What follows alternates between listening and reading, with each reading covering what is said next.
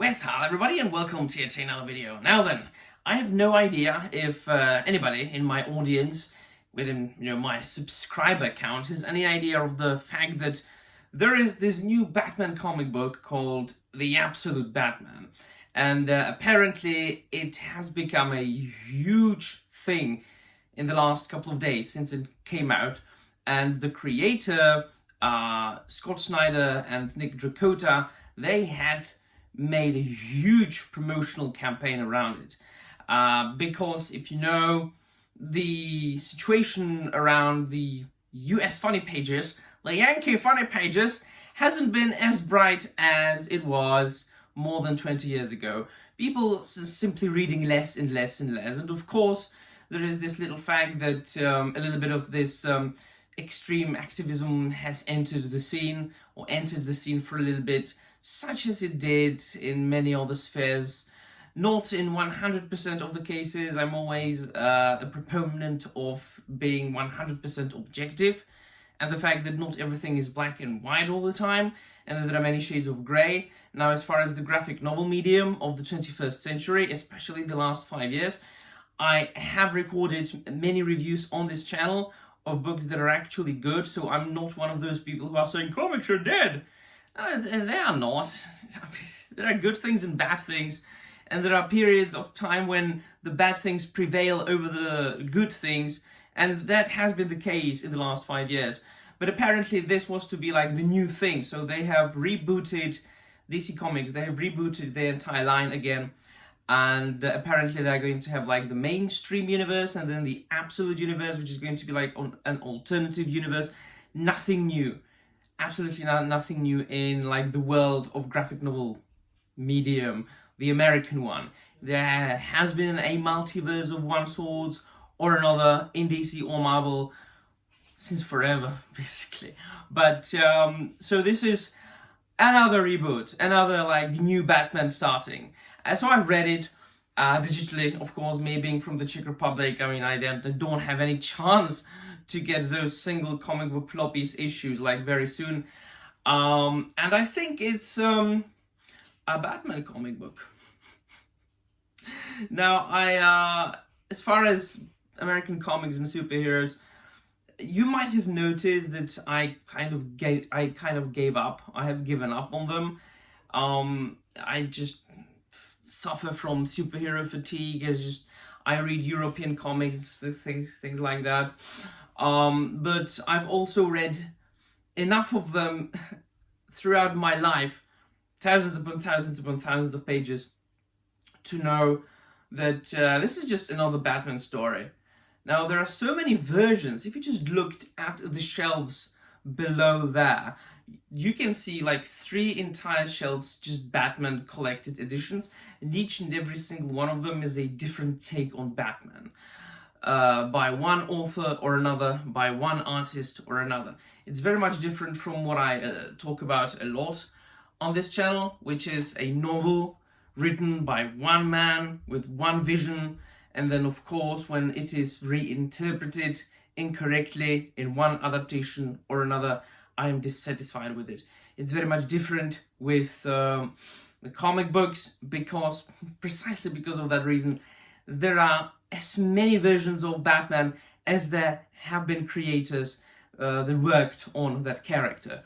So the new one is basically, the story is or sees the Batman's story being reinvented for about 1,000 times. Batman isn't a rich man anymore. He is just an ordinary fella, but he is a Batman. He's this like hulking, bulking, huge bodybuilder-like man who resides on top of buildings instead of being in a Batcave. His mother is alive, only his father perished, was killed when he was a kid, in a zoo, because his father was also a teacher, and just before that, before his father got shot, he saw like lions and bats in that zoo, and that's how he got inspired. So he got inspired to be Batman in a zoo, but he was a brilliant, genius kid, so then he studied, you know, all sorts of things like mathematics and physics and chemistry. But then, of course, he studied, as he did in the other interpretations, other stories, you know, different martial arts, traveled all around the world, and then, you know, he made his own like mixture of martial arts. So he's basically, as far as the what he can do, his abilities and his capabilities, he's the same man, the same guy, only the origins is different, his life is different. He isn't a like playboy millionaire billionaire. What I do appreciate is that they give a lot of attention to the character of Alfred Pennyworth, who in this version is again a guy working for a secret service, an agent. He comes to Gotham after a long time in pursuit of a villain terrorist group called the Party Animals, who are terrorizing Gotham and like viciously killing a lot of people. They are wearing like animal masks, annihilating like, you know, the citizens of Gotham. And so he is supposed to go after them, but not engage, just observe them. And so he's always in contact with like his boss, who tells him, just observe them, do not engage. And then he sees them like attack a square of people where Mayor Gordon, I think he's a mayor in this version, not just a commissioner Gordon. So they just start attacking the people, but the boss tells Alfred, do not engage, let them do what they want, just observe. But if that other guy, the flying bad guy, comes, engage with him. It's a bit suspicious, isn't it? And so he observes. Quite obviously, he doesn't even engage with Batman because he sees that, you know, he's saving the people, and Batman absolutely destroys the Party Animals. He's got, you know, like more interesting gadgets. Like he pulls off his ears. He uses his ears as like shurikens. His big Batman logo is an axe that can actually be detached, put on a stick, and he can fight with it. And so he gets away. In the end of the comic book, Alfred finally wants to like off him, kill him, but that's Batman, right? So Batman had known. He overpowers Alfred, adjusts his gun so that it's not lethal, and he steals Alfred's bike and he escapes. And then in the end we find out that the Joker is a millionaire actually. There are two groups of people. One group, from what I've noticed, a lot of new readers are absolutely excited about the book. The other kind of people, mostly older readers such as myself, they hate the story because they find it unoriginal or too different. So pick one, choose one. I don't know. What do you want? I just say, I don't know what you're so angry about.